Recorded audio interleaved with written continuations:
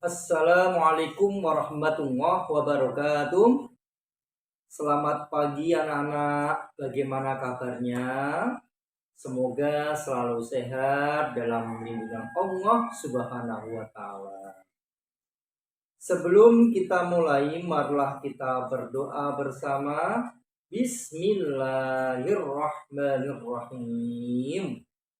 Baiklah, pada pertemuan sebelumnya kita sudah membahas tentang perkembangan Islam di Indonesia pada situasi dan kondisi pra-Islam dan jalur masuk Islam ke Indonesia.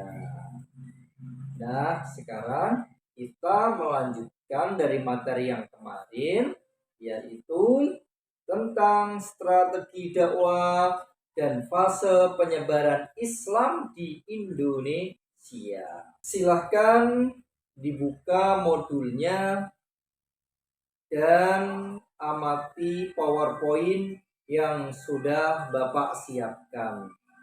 Yang pertama adalah peta konsepnya. Peta konsepnya yaitu kita melanjutkan dari yang kemarin, poin strategi dakwah. Jadi strategi dakwah itu nanti ada jalurnya perdagangan, ada perkawinan, ada politik, pendidikan, kesenian, dan tasawuf. Selanjutnya fase penyebaran Islam di Indonesia, yaitu fase kehadiran pedagang muslim, fase terbentuknya kerajaan Islam, dan fase perkembangan Islam.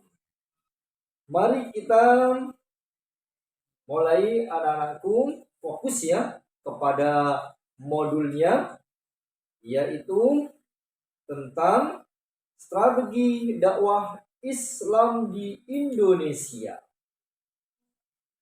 Masyarakat Asia Tenggara telah mempunyai peradaban yang tinggi sebelum kedatangan Islam. Kebudayaan-kebudayaannya sangat banyak sekali. Nah, ini adalah bagaimana Islam datang itu.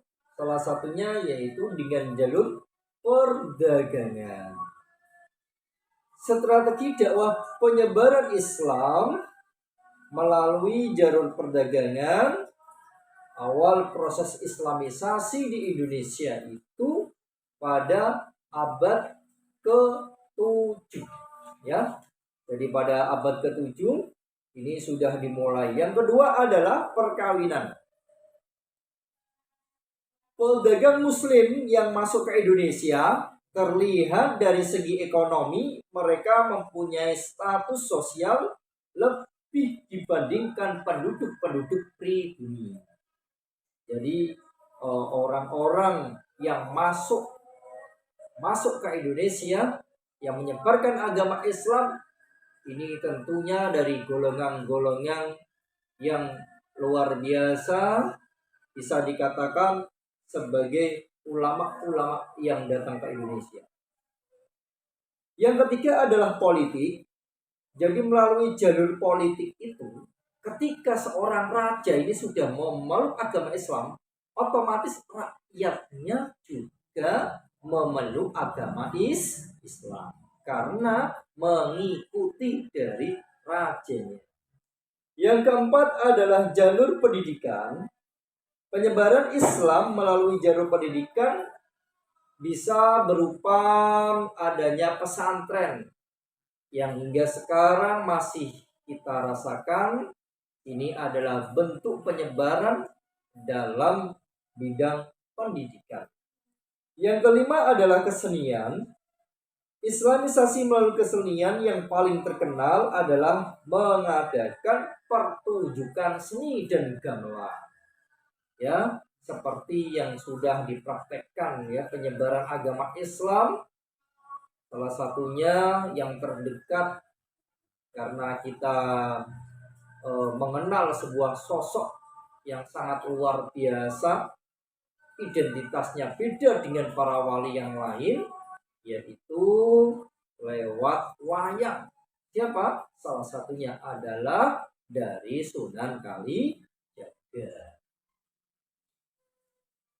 Selanjutnya adalah jalur tasawuf. Para sufi mengajarkan tasawuf yang diramu dengan ajaran yang sudah terkenal di masyarakat Indonesia, yaitu jiwa-jiwa kesederhanaan dari para ulama-ulama terdahulu dalam menyebarkan agama Islam. Selanjutnya, fase penyebaran Islam di Indonesia. Nah, ini fasenya ada berapa tahap nanti fase dalam penyebaran Islam di Indonesia. Yang pertama adalah tahap kehadiran pedagang muslim sebelum abad ke-13 Masehi. Jadi pendapat masuknya Islam ke Indonesia itu abad ke-7 Masehi.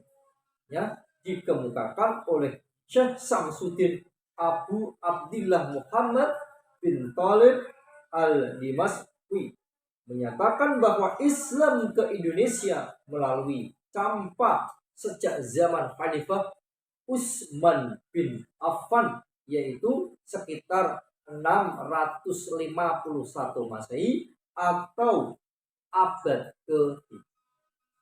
Yang kedua adalah tahap terbentuknya kerajaan Islam. Pada fase ini ditandai dengan munculnya pusat-pusat kerajaan. Salah satunya adalah ditemukannya makam Malik As-Saleh yang terletak di Kecamatan Samudra di Aceh Utara dengan angka tahun sekitar 696 Hijriah atau 1297 Masehi. Ini bukti nyata bahwa jelas kerajaan Islam ada di Pasai. Yang ketiga adalah tahap pelembagaan Islam. Pada fase ini pemangku kerajaan yang terpusat di pendidikan, yaitu ini merupakan sebuah kelembagaan. Jadi sudah ada kelembagaan khusus, salah satunya ada di Demak. Nah, ini ada di Demak, ada di Gresik, ya. Ini adalah tahap pelembagaan Islam, yaitu lewat jalurnya yaitu pendidikan Islam, tapi juga berpusat pendidikannya itu ada di Pasar. Demikianlah pelajaran pada kali ini.